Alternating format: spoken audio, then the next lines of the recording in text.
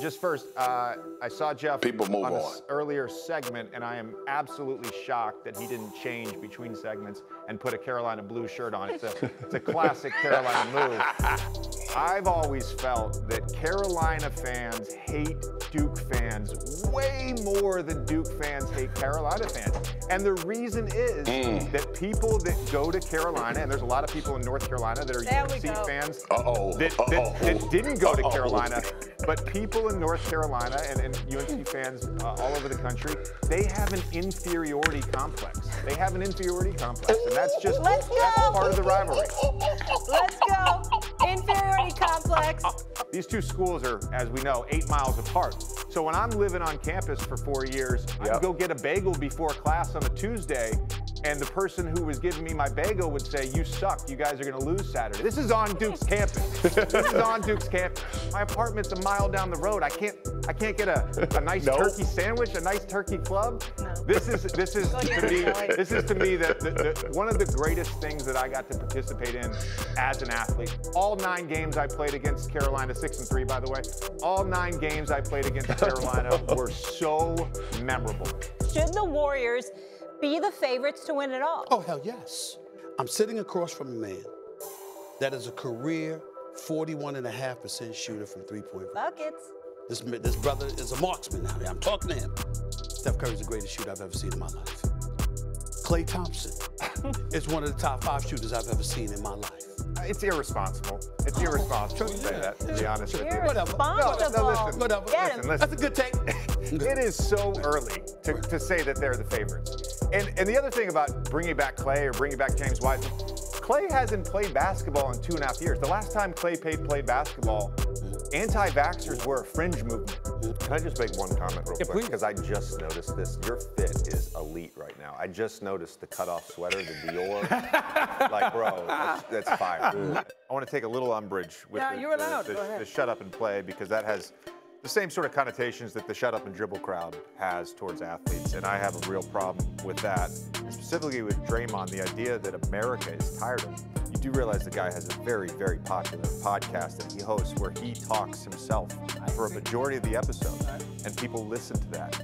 He signed a talent deal with Turner because people want to hear what Draymond has to say. The reason they want to hear what Draymond has to say is because, just like in this press conference, he is real, authentic, and unfiltered. And as a player, he is real, authentic, and unfiltered. The edge that he carries himself with, he's talked about this since game 1.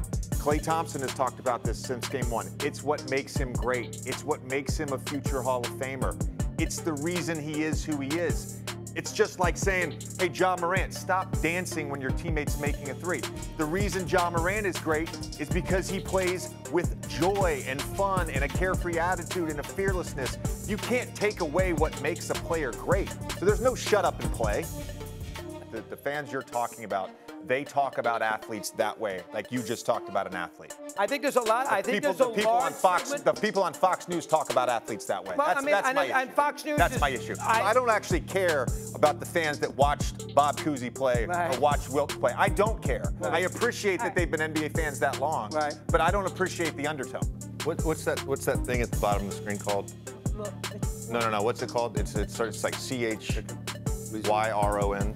Isn't it called that? A Chiron? Oh, yeah. Yeah, it's called Chiron, yeah. Okay, so I want to be clear to what I'm answering right here, because I know you guys have, down there you have most important player, but now the question is X factor. I know what they put it. I know what they put. I just want to be clear, That's not what she asked. because I know how stuff gets broken out on social media. Okay. I heard what Molly asked. I just want to be clear on what the question is. I was not very good in statistics in college, despite going to Duke. I think the Los Angeles Lakers should strongly consider trading LeBron James.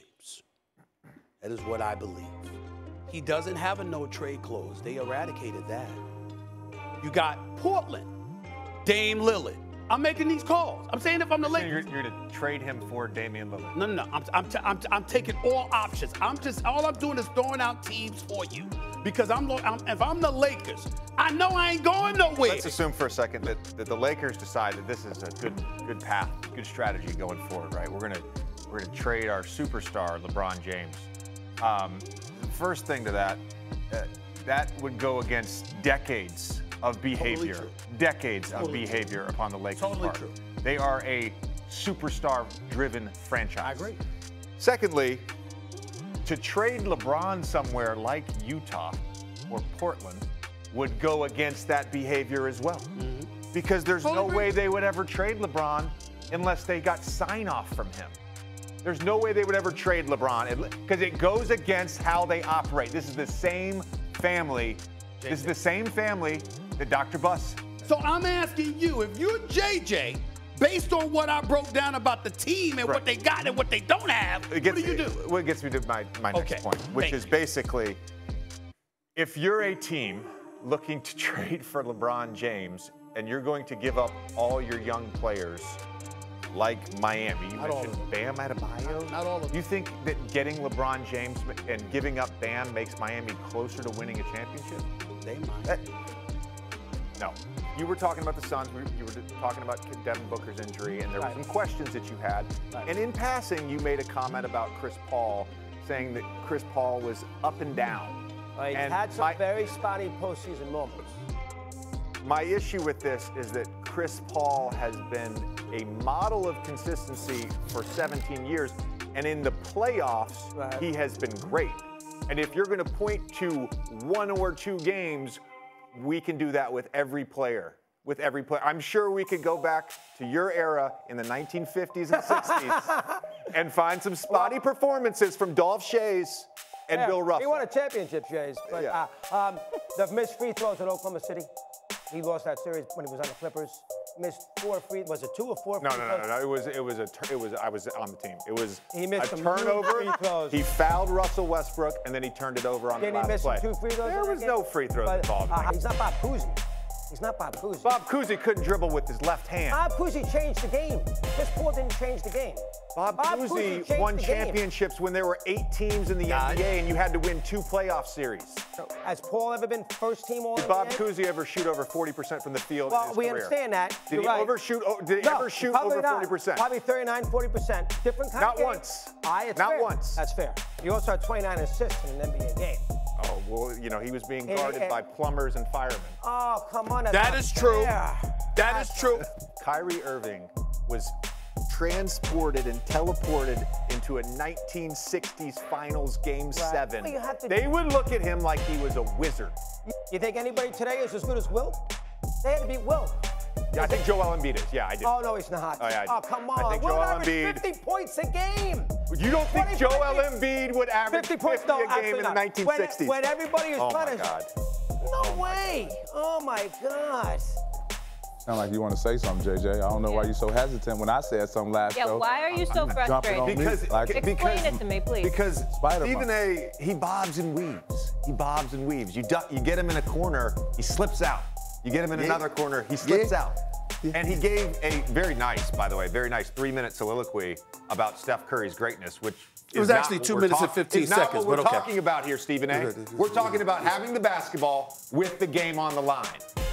That's what we're talking about. Steph Curry is an all-timer. He is the best shooter ever. He is a champion. He should have been Finals MVP in 2015. He's one of the greatest players ever. That's all a fact. We're talking about right now, in 2022. Who would you rather have with the ball, with the game on the line? Steph. It's clearly Luka Doncic. It's clearly Luka Doncic. Steph. Guys. Not even close. Guys. Steph. Think about all the stuff. This is not a knock on Steph. Think about all the stuff that you have to do. All the people that you have to involve to get Steph Curry a shot at the end of the game.